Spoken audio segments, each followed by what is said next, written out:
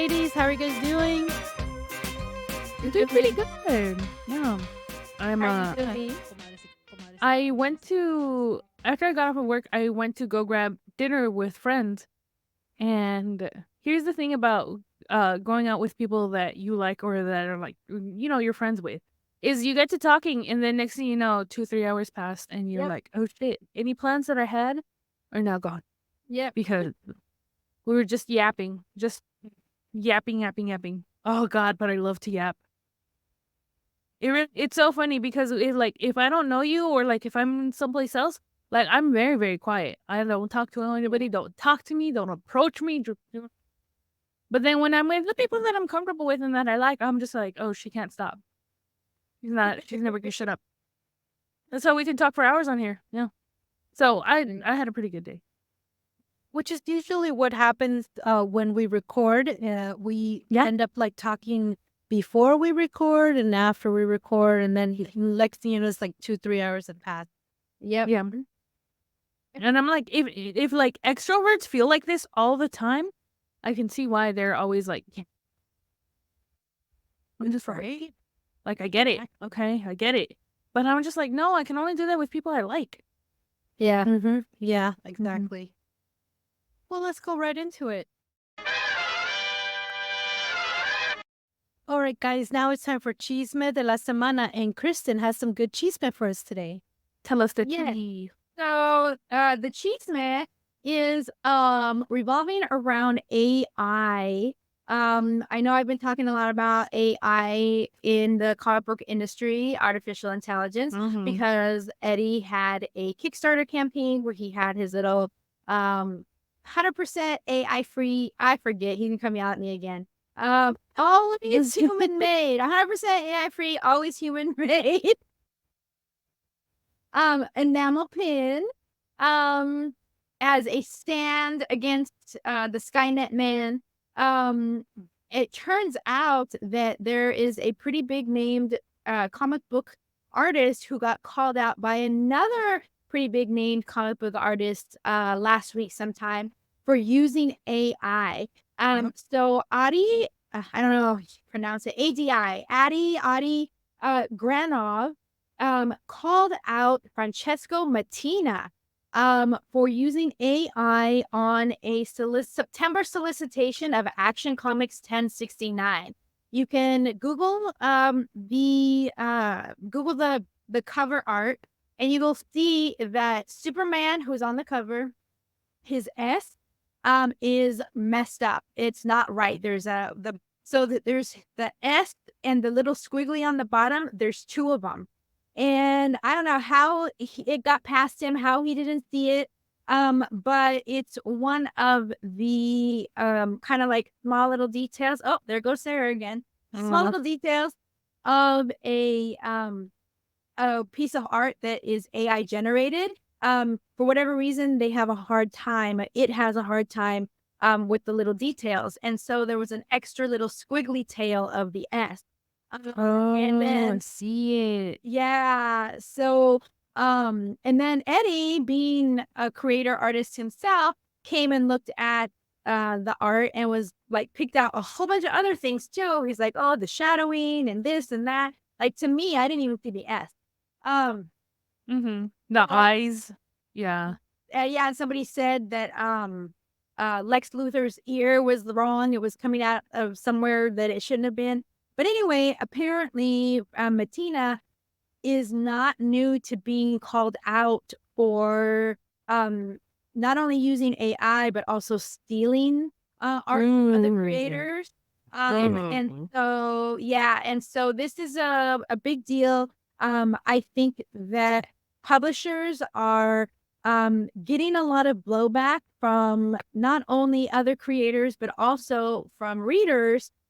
From their customers that if they're paying these good prices, they should have real artists actually doing the work. So, in the day and age where the average comic book price is $4.99, I think that a comic reader is due to be able to know that he or she has real human-made art in their hands. So we're seeing this a lot where publishing companies are getting called out and getting pushed back and a lot of flack for and I don't know that they're allowing their creators, but I think it's coming to a time where if creators had been in the habit of using it in the past, they're not going to be able to do it for very much longer because people are not happy with it. So that is my chisme de la semana for this week. So my question is, so it actually printed the issue and that's how they caught it, or they caught it before print? No, before No, printing. It was Oh, just good. solicitation. Yeah, Okay. it was just a solicitation. And now you're just a picture and you don't move there. She's moving for me. Oh, now you're moving. Yeah. Oh no, I just stood still because I'm trying to acclimate this whole smaller screen thing. Oh no, when you were talking, your lips weren't moving, but I don't know. You do now. Yeah, so it was just artwork that accompanied the September solicitation. So the solicitation is just the little, hopefully it's a cover art. That's sometimes there is no cover art in a solicitation, and as retailers we just have to order blindly and we don't even know what it looks like. And that always sucks because if it turns out to be a really cool cover and I didn't order enough of it, then I'm the one who gets asked out because everyone wants to come buy the cover. And I'm like, sorry, we didn't know that this was going to be the cover until 3 weeks ago. So even at FOC, sometimes there's no cover art. But anyway, the solicitation is just like a blurb of what the comic's going to be about and hopefully a cover art. And that's where people started seeing it. So this book is due out in September. And hopefully that's enough time for another artist to come in and do another cover. Yeah, because like imagine if they didn't release the cover and then like you get it and then this like comes out and it's released and everyone's like they used AI art and stuff like that. Now you have like a bunch of people who either don't want to buy it or they've bought it and somehow and now like DC gets like, oh look, the AI art works, so we're gonna use this now. Yeah. Oh no. If they aren't already using it. It's so like disappointing because it's one thing, like AI should be like a tool instead of a replacement, but that's not how it's being used, and it's honestly so disappointing and so awful that this is happening at a major like on the major comic book publishing level. Because imagine it on the small scale when it's harder to be able to pick out these kinds of things, like bullshit. Yeah. So that is the chisme de la semana this week. Damn.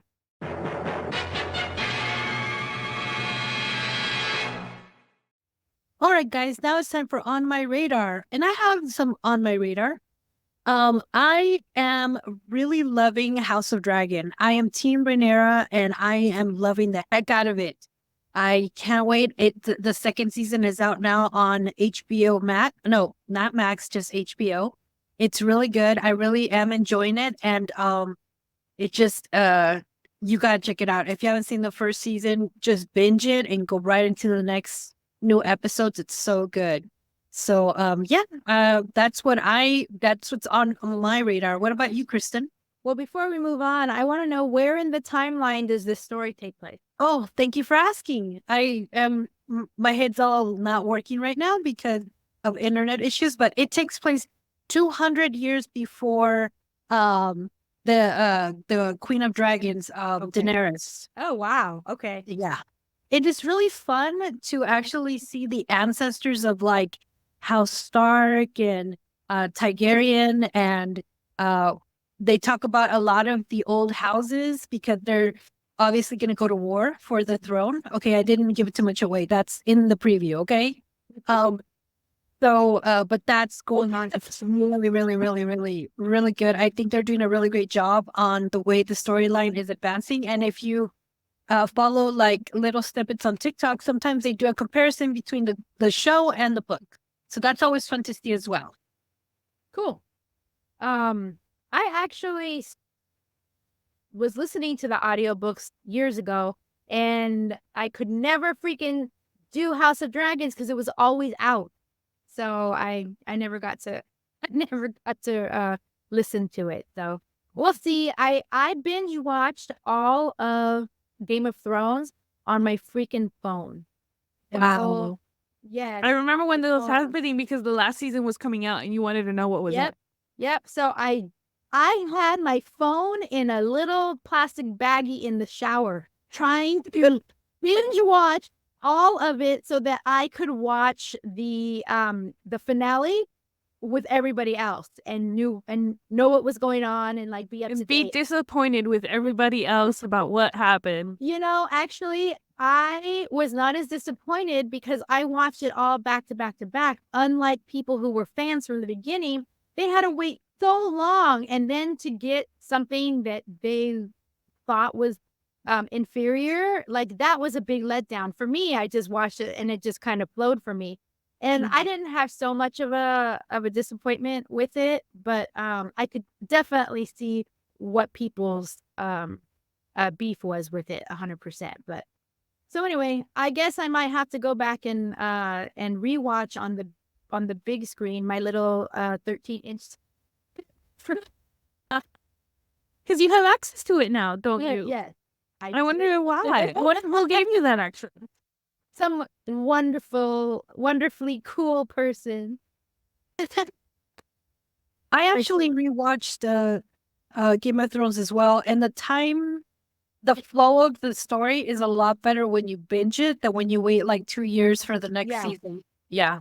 So that's why I think I wasn't as disappointed as most other people were. So yes, I kind of want to watch it. It's been so long. At this point, it's just like I haven't seen it. Sorry. Which is like, because it has the dragon, but my thing was like, it doesn't have the dragons enough. right. Well, maybe you like the House of Dragon because there's way more dragons because it was the peak of the Targaryen kingdom where like all the Targaryens had a dragon. Nice. Okay. That really cool. Sounds like chaos to me. I do Yes. like watching everybody like dissect it and like do like little history things and like combine it. So I've seen like clips of Game of Thrones and House of Dragons and stuff like that. So I like vaguely know what's going on, but I still feel like to watch House of Dragons I need to watch Game of Thrones, which is like 8 seasons, right? Yes, but you don't need to because like I said, it takes place 200 years before. Yeah. My thing about prequels is just like I don't ever think they're necessary. I know. Well, I really love this No. one. This is only necessary on the level of HBO doing a cash grab for one of their Maybe it's working. that was so popular. Yeah. I'm just like, at this point, I'm just paying it so that I'm boosting the stats of every Studio Ghibli film that they have because that's literally all I watch. That is. I saw that on there the other day. I was like, well, I've never seen any of those movies. I was like, oh, maybe I should watch this, but I didn't feel like it. You should watch. Oh my god! Like, Spirited Away is my like that's my comfort movie. That's my shit right there. Like, like I'm seriously considering getting a tattoo of the scene where Haku transforms. Well, is it really a spoiler? I don't know. You should watch it. I want to get a tattoo of the dragon that appears there. Nice. Oh, okay. Yeah. So, I also have a very quick on my radar of a comic called Barda. This is a part of the YADC line, and it's written by Ngozi Ukazu, who was the creator of Check Please, which is a YA book, LGBTQ. I believe it had to do with ITOC. And so this particular book is about Big Barda. And if you are a fan of Big Barda, I think that you would be really excited to kind of dig a little bit deeper into kind of her origin. We all know that she was raised on Apocalypse under the eye of Granny Goodness, who is definitely not good. She basically tortured and abused all of the children under her watch as she was raising them under dark side ruling to basically become child soldiers. And so this book is taking us back to Barda's teen years, where the description here says Barda has a secret. She is in love, or she is drawn to the idea of it anyway, whether it be the beauty of a flower, her affection for her closest friend, Aurelie, or the mysterious and fierce enemy warrior, Orion, who is the only match for Barda's strength. I'm also actually pretty interested to see how they deal with Barda's bigness as a teenager, because I mean, we all know what it's like to be in those teen years and be self-conscious about what we look like and what people think of us. It says, but Granny decides Barda is becoming too soft, and she assigns Barda a task that might be more than she can handle, to break the seemingly unbreakable Scott free. And as Barda questions why Scott has such hope and what he might have done to promote such hatred from Granny, she finds herself drawn to him in a way she never expected. The only thing is, we do not speak of love on Apocalypse. So that really has me super excited, because I just reread Mr. Miracle last week for book club. And So good. I loved loved it so much. I remember actually not really fully understanding the storyline when I read it the first time, but I think now that I read it again, I knew a little bit more about her character and just about the goings on in DC world, what is it, Fourth World, and all of that kind of stuff, that I fully appreciated it and loved it way more this time, the second time I read it. It made me so much so I loved it so much that made me want to go back and reread Female Furies. So Big Barda is really a character that I really like, and I'm definitely going to look forward to reading this book when I get a chance. So it's fairly new. It came out June 4th. So it's only been out for a couple of weeks. So you can probably have it ordered at your local comic shop or wherever it is that you get your comic. Awesome. Yeah. Oh my God. It's my favorite time. CERVECITA. Oh my goodness. I have the shade. It's called Creature Comforts. Oh no, it's actually Creature Comforts Brewing Company. It's a Tropicália. Whatever the hell it is that people do. Yeah. IPA. I got to do that. I got it mainly because of the name of the brewing company. I don't know where they're from. I just thought, wow, this is going to be interesting. It's ripe and juicy, aromatic, balanced. That sounds cool. It's a 6.6. And there is, if there's information, I cannot read it. It's blue. Yeah, it just says brewed and bottled by Creature Comforts Brewing Company in Athens, Georgia. Or no, Brewing Company, Athens, Georgia. So I'm guessing that's where the company is, but it says under special agreement, Los Angeles, California. So I bet it's that just the same kind of contract that we saw with who was that company that came from Belgium or is in Belgium and actually started brewing with Stones? I bet you it's something similar. Oh, yeah.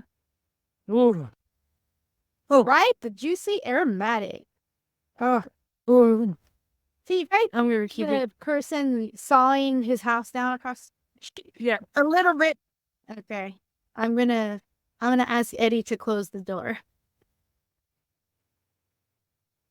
Well, it smells like an IPA. You know, like, okay. I gotta turn a woman up. Not bad. It seems very summery. Woman up, that's funny. Okay, I poured it in here because I knew it was gonna be a while till we got to it. So good thing, 'cause I wanted to keep it cold. But I smelled it as soon as I opened it. I haven't tasted it yet. and I could smell pineapple really, Yeah. really strong.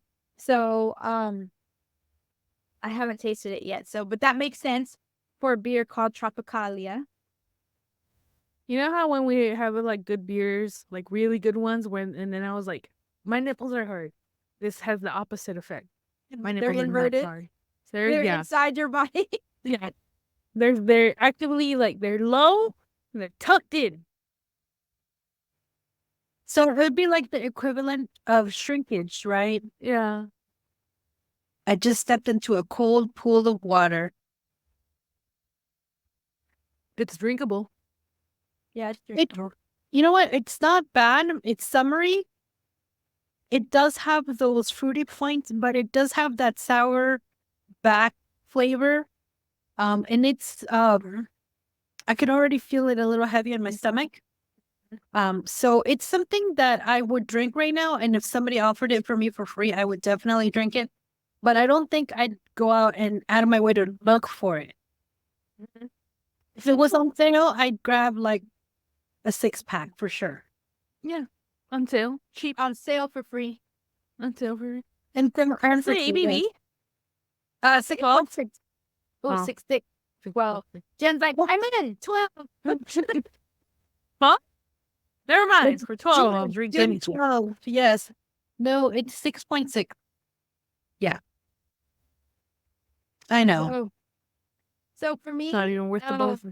the aftertaste is not as hoppy as what some IPAs that we've tried in the past are. Doesn't overwhelm the flavor at all. For an IPA, I think IPA drinkers might not be happy about that. I actually appreciate it.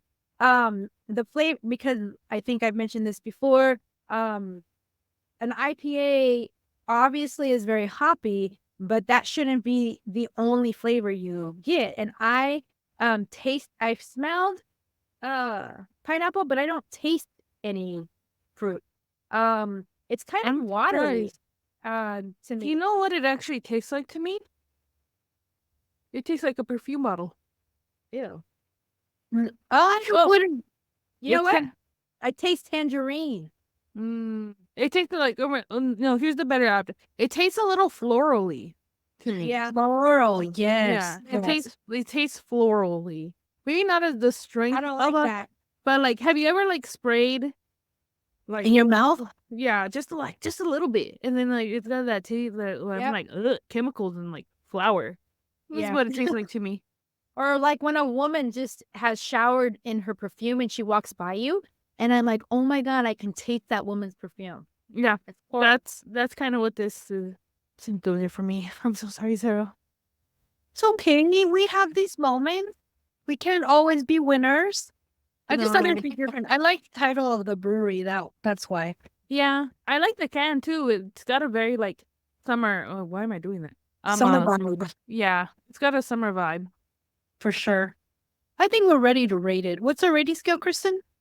So we have a 5-point rating scale where 1 is very unsatisfied. A 2 is just regularly unsatisfied. A 3 out of 5 is neutral. A 4 out of 5 is satisfied. And a 5 out of 5 is very satisfied. And then if we are drinking a beer that is just amazing off the charts, we give it a Super Saiyan. So I'll go ahead and get started, and I'm going to stay just neutral. It's not horrible. I don't hate it. Just like Sarah, I wouldn't go searching for it, but I definitely am not a big fan of it. So I'm giving That's so funny. I'm also giving it a neutral. And I was just thinking while you were talking that this could be a good beer for like a michelada.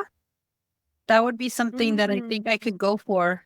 But it's a neutral for me. Yeah. I mean, under ice with like michelada mix and a rim of like tajin, maybe like a little watermelon garnish. I think it could make it happen. It's a cocktail beer.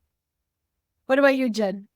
cocktail beer. It's not even that. I'm gonna give it a 1. It's drinkable. Yeah, that's about all I gotta say. Yeah, it was a little bit of a fail this time, but no worries. I think we have some good stuff in the back. Next time, I'll go and reach out in the back of the refrigerator and find something cool. But that has been our beer review.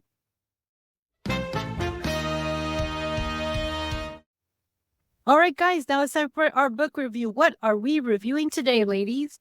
So today we are reviewing Doña Quixote, Rise of the Knight by Rey Tercero and Terciero? Tercero or Yeah. Terciero? Terciero. Terciero. And art by Monica M. Magaña. So, I'm going to read the little synopsis here that we have in the back. Middle schooler by day, monster hunter by night. Lucia Castillo dreams of being a hero like her grandfather. But to the people in their Texas town, he was just a strange old man who dressed up as a knight and claimed to save the world from monsters only he could see. Now, years later, when Lucia and her best friend and trusty squire, Sandro, discover the town mayor is secretly a shape-shifting beast of Mexican lore, her parents think she's imagining things like her abuelo loco.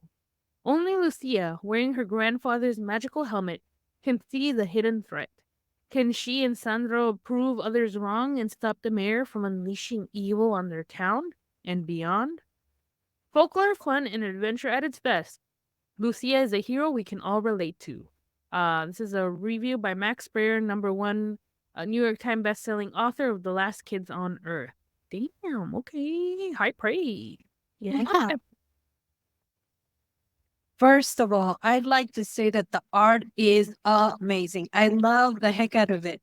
And we get introduced to Lucia Castillo, where the kids are starting to bully her in school because she trains to be a knight just like her grandfather.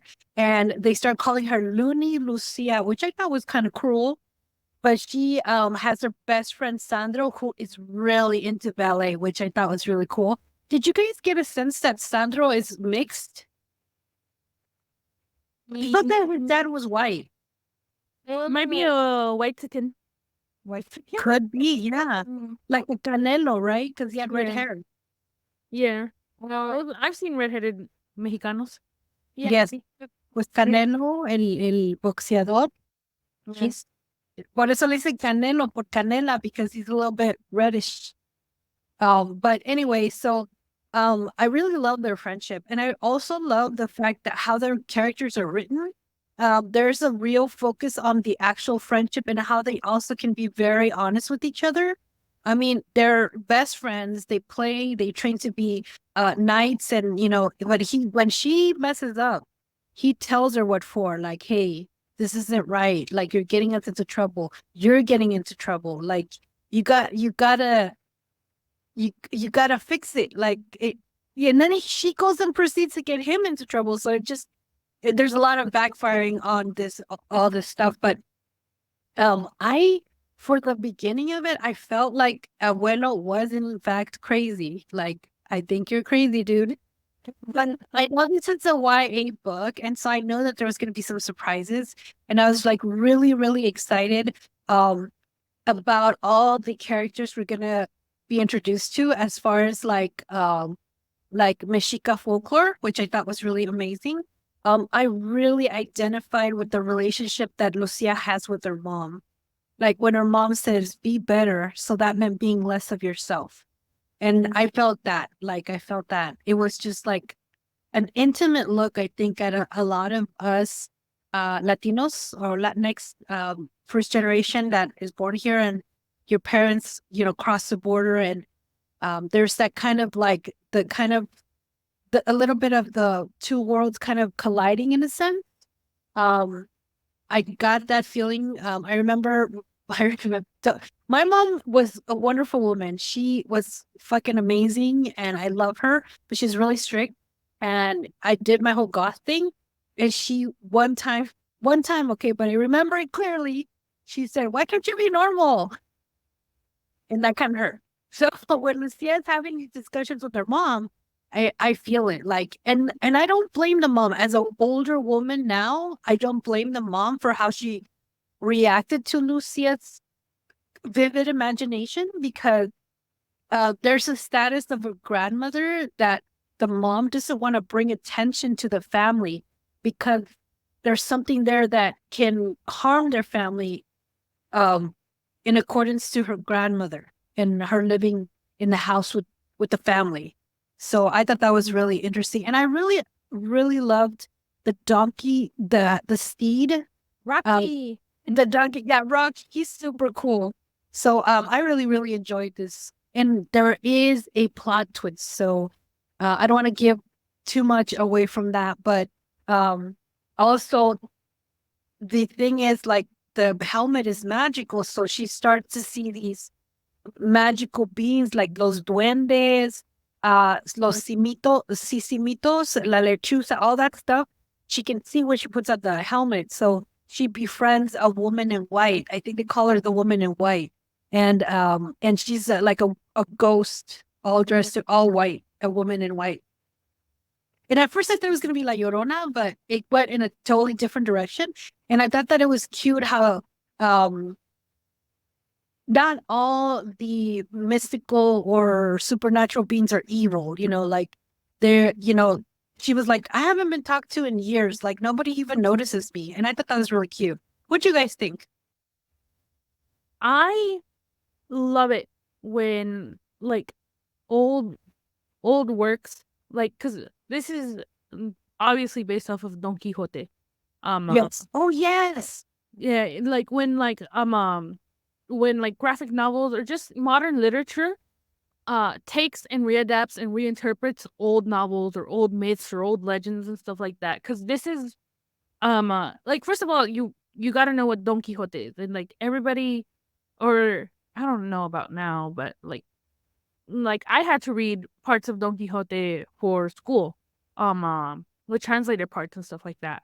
And I know that in it used to be, I don't know if it still is, but in AP Spanish classes, one of the things was like reading Don Quixote because it was originally written in Spanish, like old Spanish, but still in Spanish, and that was like one of the ways that you could pass like AP Spanish. But Don Quixote I think it's one of the most like well translated, most like well known, and it's like you use like if you call someone like ¿Quién se piensa Don Quixote or something like that? It's kind of like calling somebody a fool. Yes. Like a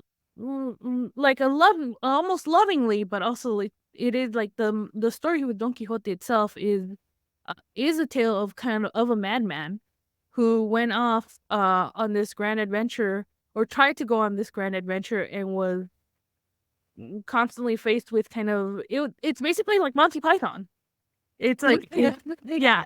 That's the best that I can describe that Don Quixote. If you haven't ever read it, or if you've like been like curious about it but you never actually picked it up because your school didn't force you to, it is a parody, and it is like it's an old parody, but it is almost like at its time I think it would have been taken like Monty Python.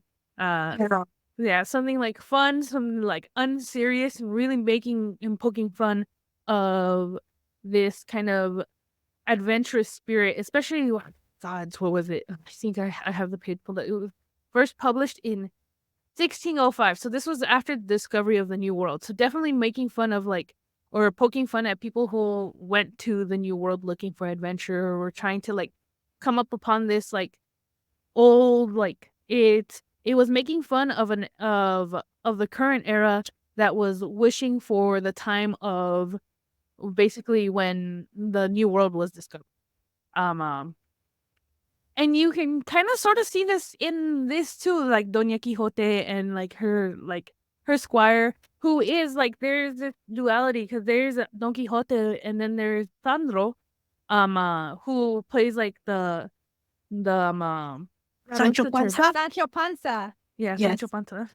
He plays as the straight man to Don Quixote's like very like grandiose, like idealistic, romantic, like romantic in the literary sense, not like in romance and stuff like that, but like the true, like a very romantic outlook of the world and the view, and Sancho was just like, no.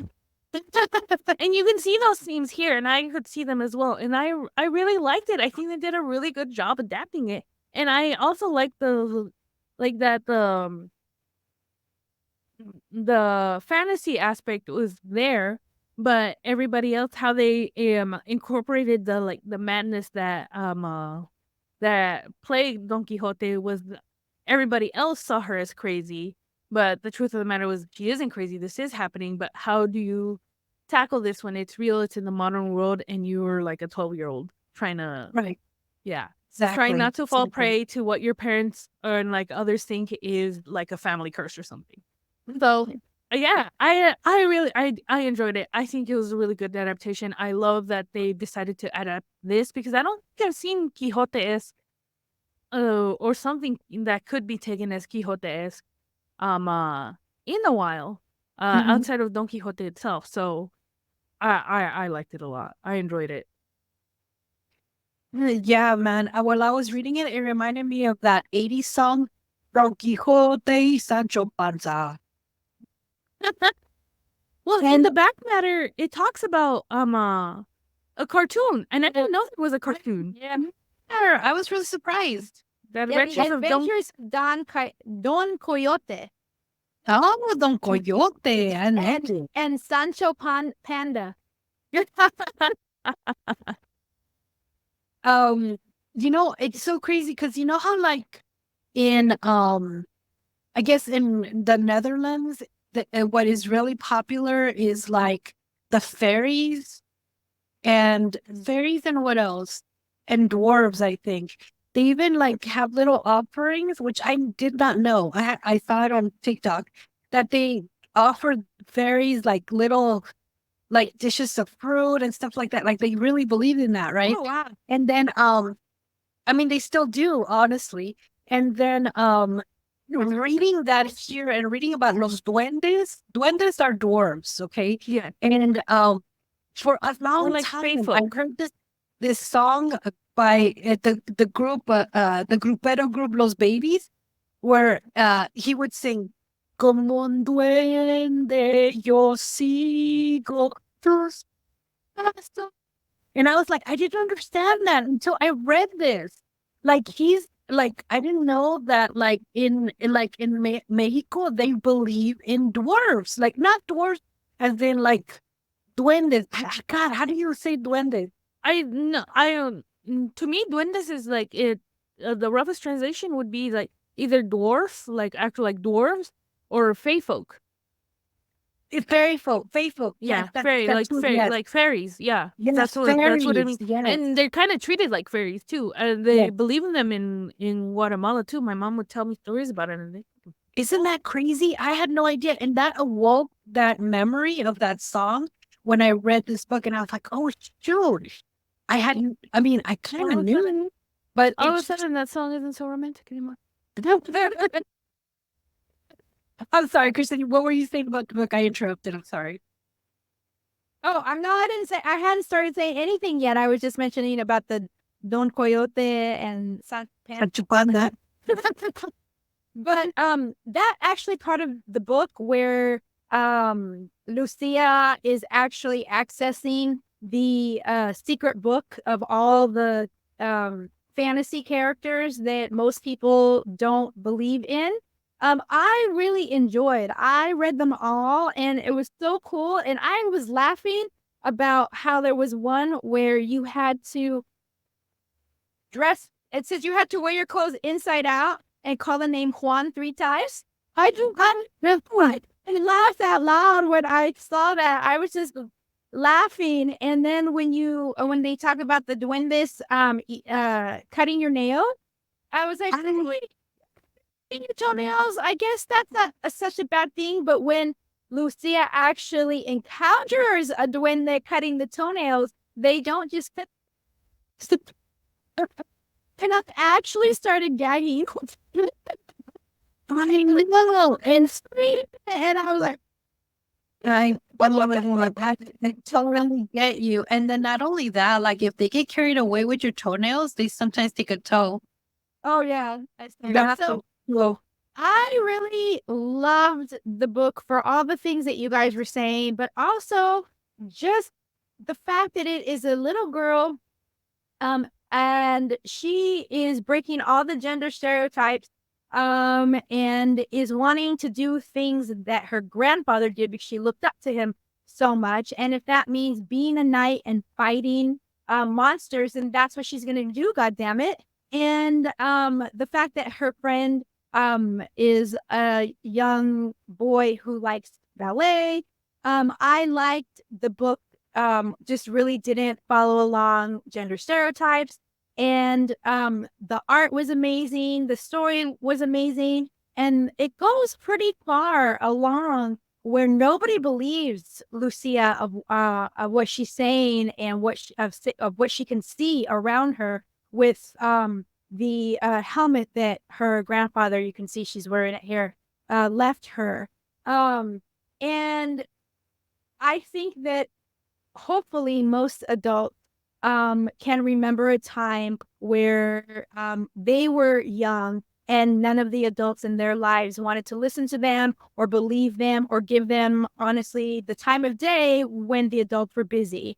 And so I also think that for that, the book would resonate very much so with young kids who are reading it, because sometimes it does feel like you are invisible. And to feel like that, but also have such a great amount of responsibility on your shoulders, because Lucia actually is, because of what she can see and what she knows and what she's learned, she has the big responsibility of saving her town, but nobody believes that that's what's actually happening and that's what she's doing. But still, for her, that's a lot of responsibility, and to have to do something like that, fighting against people not believing you and therefore not helping you, is a big deal. So I just really loved the book a lot. I laughed out loud a lot. I was very, very touched in a lot of the places too, like when she has a moment with her grandfather. So I just am a big fan of this book and highly, highly, highly recommend it. Same.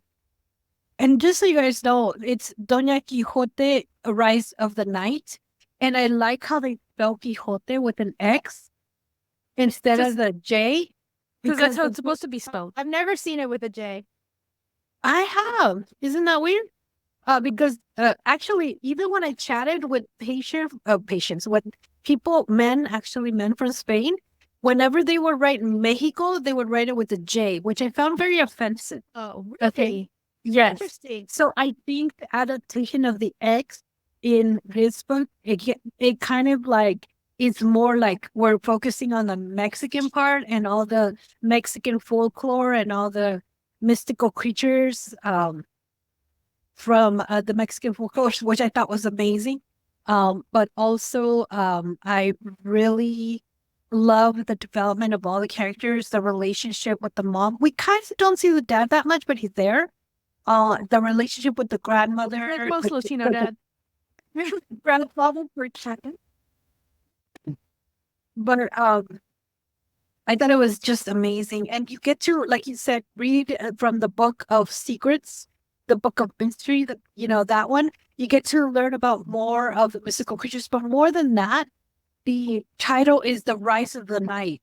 And the whole story in the book gives you an introduction of like where she started and where she went to be where she's going to go. So like it's a journey of her beginning, and I can't wait to read the rest of it. Like what happens next? Like, because even towards the end of the book, you kind of get the sense that there's more adventures coming up, and I just can't wait to read those. I was just going to ask you, do you know? I'm looking right now. Well, that itself, that ending is also very Quixote-esque, because that's how the original Don Quixote ended. It was just like adventures to come later and stuff like that. But that's just kind of like the story never ends. The adventure continues. I see. Yeah. I don't see anything so far, but it does say on the Amazon listing, Doña Quixote 1. Volume 1. Hopefully there's another one. That very much could be a clue that another one is coming. Exactly. So are we ready to rate the book? Yeah. So we have a rating scale of 1 to 3 conchas, where 3 conchas is the highest rating because that is the most conchas that Jen's mom ever let her eat in one sitting. So that was the best. But if a book goes off the charts, we can also have our own special rating for that. And I'll go ahead and get started for Doña Quixote, Rise of the Night. I am giving it the whole panaderia and a side of toenails. What? I love it. Well, I'm going to give it the same rating, dude. It comes from the Mina and Not the going the toenail. You know what I was going to say? I was going to say, I'm going to give it. Go ahead. I used to suck my big toe from my foot. I used to. How did I do this? But I know I did it. I used to bite my toenails. Oh my Maybe God. I'm a duende. Oh my God, you're part duende. Somewhere along the line, it's coming out. Oh, you guys heard it here first. If you're a toe sniffer or something like that, or you bite your toenails or something, or you like the taste of toes, you're not the only one. Apparently, Sarah and Kristen enjoy that too. My God. But it's true.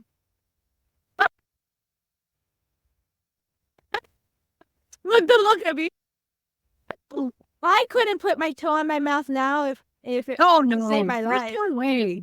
There's no way. Which is I why mean- I'm okay saying it because it took I used to be limber. Yeah. Well, I used to not have a big panza, so that's what is preventing me. Oh, that's just all that. Sorry, you're saying that if you could, you would still be doing it. You know what? I don't know. Just think, wow. You know what? This is a kink-free zone. I accept the both of you for who you are. Not a kink free zone. It's a kink judgment. A kink, yeah. Sorry. Oh yeah. There is no kink shaming here. There you go. There we go. Now, not a kink. It's a judgment-free zone. That's what I should have said. Not kink-free. We're very kinky up in here.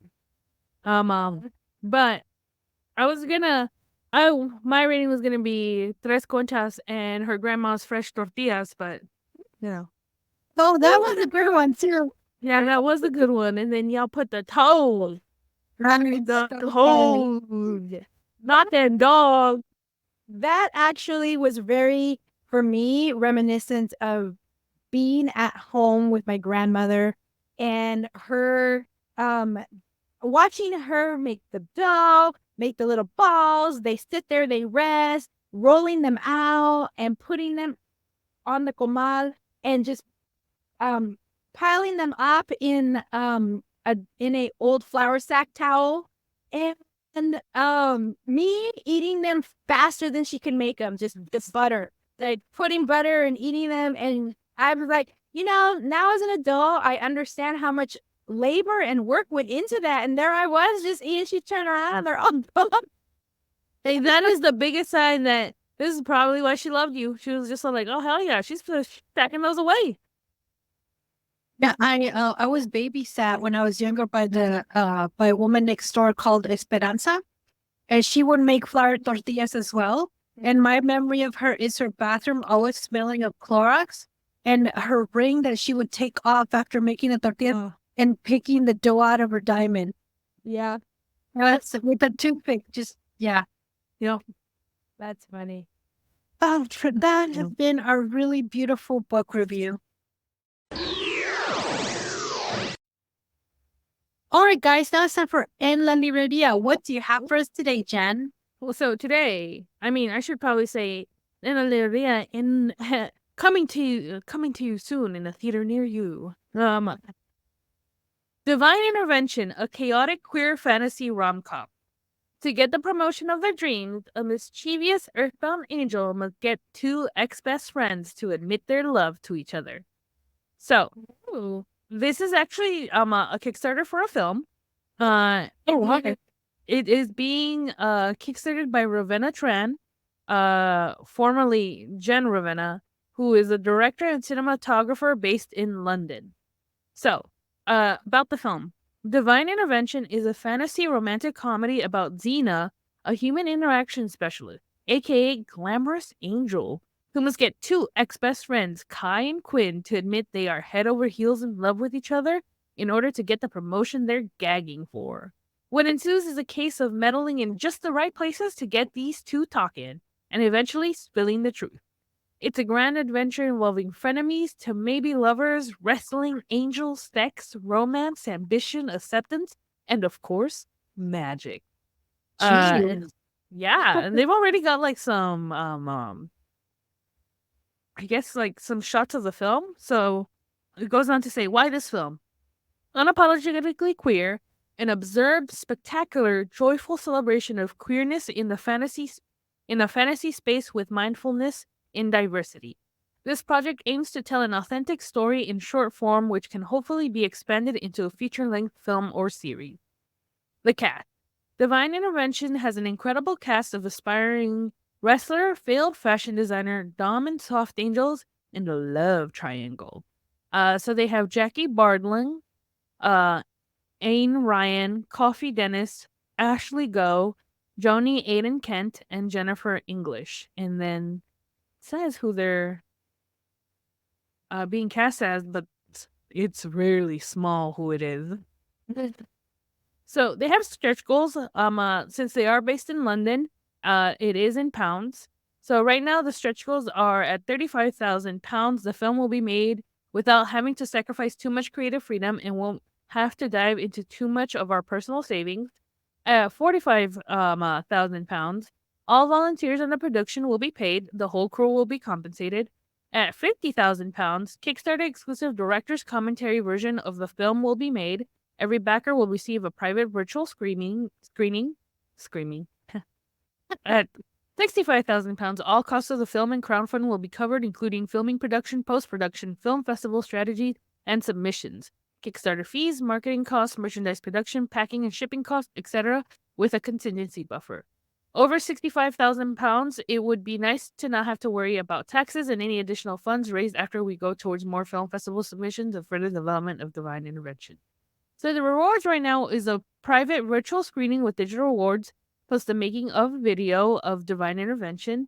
And this one is, let's see. This is the early screening, and that is at £25, which is about $32 US. The next tier up is the digital download package. Take a peek behind the curtain, see the process behind Divine Intervention, and get extra content. This is £50 or about $64 US. The Divine Intervention making a video is £65, and the Xena poster unsigned is £85, which is about 108. So each of these, I believe, like there's additional ones that they come with, and then all previous rewards that are physically listed. And then it's more posters. At £100, you get a signed postcard. And then the next tier up is £150, and those are the posters signed. And let's see. There's some really cool posters, actually. There's also a tarot charm necklace with engraving. And then there is, let's see, from the director. What is that? Oh, a one-on-one with the director. So you can ask anything you want professionally during a 30 to 45-minute call with the director, and that's £500. Whoa. Yeah. Like how they stuck in there professionally. You can't just be like, "What's your favorite sex position?" So, about the creators, the writer and director, Rebecca Ozer is a writer-director from New York, based in London, eager to give a TED Talk on Zabar's bagels versus Brick Lane bagels. They're passionate about genre blending and creating queer, multicultural, and sex-positive work. Their films have played at 14 international festivals, including Outfest, Manchester Film Festival, and Chelsea Film Festival. Their newest short, Puck, won Best Acting at NFFTY and has one of 8 films nominated for Best Narrative. Previously, her script, Muddy Ripening, was a top 5 finalist for the Shore Script Fund, placing it on the red list and top 2% of discoverable projects on Coverfly. Rebecca's specialties include kinky tales, chaotic character-driven ensembles, and some good old Jewish zingers. She's a graduate of the Liverpool Institute for Performing Arts and London Film School. Yes, she's not addicted to Marmite. Ravenna Tran is a London-based Chinese-Vietnamese-American cinematographer and director who discovered a love of storytelling through filmmaking after taking a random cinematography workshop in the lobster-obsessed state of Maine, USA. Following 8 years as a concept artist in video games, she quit her job, packed her bags, and said goodbye to her hometown of Seattle and hello to London. She's excited to pursue the path of unfolding layers of human emotions and complicated relationships through the medium of cinema and visual storytelling. There are many themes that surface in her film work: love, memories, and past lives, human growth and acceptance, and being lost and found. Ravenna has recently lensed her first interactive feature film, and her own independent films have been shown all around the world and as official selections in various Academy Award and BAFTA qualifying festivals. Ravenna's short film And Then won the Audience Award for Narrative Short at Outfest and is winner of Cinematic Tokyo Competition-based Short Award, Governor of Tokyo Award at the 2021 Short Asia Film Festival in Asia in Tokyo. Then they have a breakdown of the crew, and then listen the risks and challenges prompt. Definitely check it out. It looks really, really cool. It has actually already successfully backed. They were looking for a goal of $44,205. They are currently at $42,644 with 142 backers and 28 days to go. Oh, cool. Wow, Wow, that's that's pretty good. Yeah, it is really, really good. And so, like, getting the early screening, which is 25 pounds, about $32 US. Honestly, like, the last time I went to, like, an actual, like, movie premiere for, like, a small film, you're paying anywhere from, depending on how small and how big of a production they're doing it, it could be anywhere from $20 to $100 or more dollars. Oh my God. Really? Yeah. Mhm. Wow. And the last time I went, I paid like maybe like $50. But we got to meet some of the cast and crew and stuff like that. And it was fun. Was the movie worth it? Yeah. But I do think I think it's very, very important to support like creative films like this, because like there's a problem in Hollywood right now. And it's very obvious because like there was the strike, and now there's a lot of people who are out of work and stuff like that. And I think it's because a lot of the major companies, they're just not risking it anymore. They're sticking very close to franchises or things that they know that's very well. I mean, we kind of talked about it a little bit when we said HBO was doing the cash grab for House of the Dragon. But it's honestly like, it's like everywhere. Like people are comfortable with what they know, and what they know is, or especially like execs, they're like, well, we know this made us money, and even though if it doesn't make us money, if we keep beating a dead horse, maybe a golden egg will pop out. I don't fucking know. And other things are being kind of like put to the side. I don't think there's enough creative freedom being handed or being appropriately nurtured in Hollywood right now. And so fuck it, if something sounds interesting, even if I might not end up really liking it, I'm gonna support it anyways, because you know what, this could lead to somebody else doing something or seeing like, hey, like this looks interesting, this got supported, maybe I can do something similar, or maybe I can do it better. And you know what, yeah, you can fucking do it better, so fucking do it. So that's my little story. If you think you can do better, do better. I'm so serious right now. Like, if like whatever creative thing, like just do it. Just fucking do it. Just go for it. But yeah, check it out. It is Divine Intervention on Kickstarter, and it is a film. The like cover poster art for it is, the reason why I first chose it was because I thought it was a graphic novel. Because the poster art looked like a graphic novel. I was just like, damn, this is really good. And then I actually looked at it and I was just like, oh, it's a film. I'm interested. But definitely check it out. Divine Intervention a Chaotic Queer Fantasy Rom-Com on Kickstarter.com. Awesome. All right, guys, now it's time for Juntos y Fuertes. Kristen, what do you have for us today? So today I have for you an organization called Little Fish Comic Book Studio. And it is an organization that was founded in 2012 by Alonso Nunez with Patrick Urick. And they are located in San Diego. And they are an educational nonprofit corporation dedicated to developing the skills and empowering the minds of students interested in the comic art form, specifically through a wide range of classes and camps directed to all ages. So the founder and executive director, Alonso Nunez, for him, art was the inspirational building block for Little Fish Comic Studio. Starting with Leo Leone's children's book titled Swimmy, which is a story about a little fish that inspires other small fish to join together and scare away the bigger ones that also live in the pond, ensuring that the little fish are going to survive. In a lot of ways, this is the vision, mission, and goal of Little Fish Comic Book Studio. Seeing that the quote-unquote big fish have taken over the pond and being inspired by other little fish, like independent comic publishers and small press, Little Fish Comic Book Studio believes that it is possible to survive in the pond by working together and inspiring others to pursue their dreams and make great comics. So their mission is to foster awareness and education for the comic art.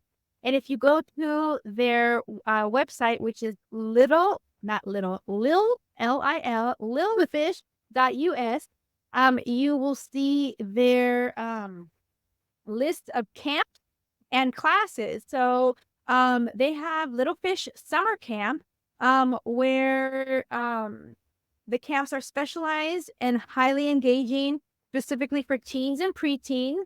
There's Kids Comic Camp, Teens Comic Camp, Comic Con Artist Intensive, and then Comic Industry Intensive.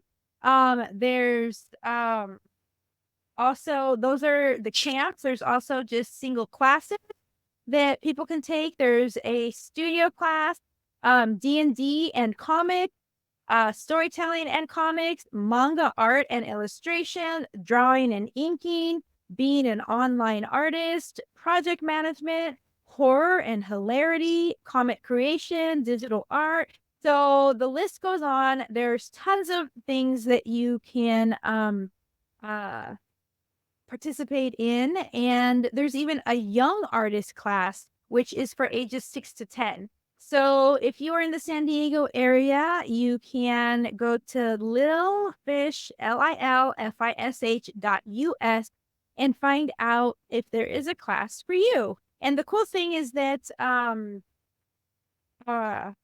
there's payment options. So if you can't pay for the price all at once, you can do it in installments, it looks like. And then there's also a free demo class that you can take. So it says, try before you buy.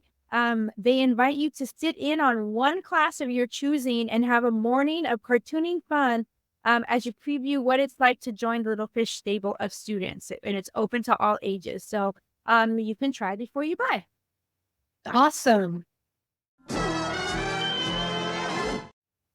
All right, guys, now it's time for saludos. And saludos goes out today to Christian Horn. Christian Horn, you can find his work on www.periwinklepus. That's PERIWINKLEPUSS. And we met creator at LA Comic Con, I don't know, I think a year ago. And you can follow them on Instagram at Periwinklepus. That's PERIWINKLEPUSS. And they have comic books, stickers, plush toys. Check them out. You can see it on Instagram or on the website. Saludos goes out to Kristen Horn. Thank you so much. All right, guys, that brings us to the end of this episode. Remember, you can always check out our information on our website, www.comadresycomics.com. You can follow us on Instagram and on most social media platforms. And remember, Kristen, they can now watch us on YouTube. Yay. Your fingers. Thanks so much for listening. Thank you guys for taking the time to share it with us here at Comadres Comics. We have been your host. I'm Sarah. I'm Kristen. And I'm Jen. Bye, guys. Bye.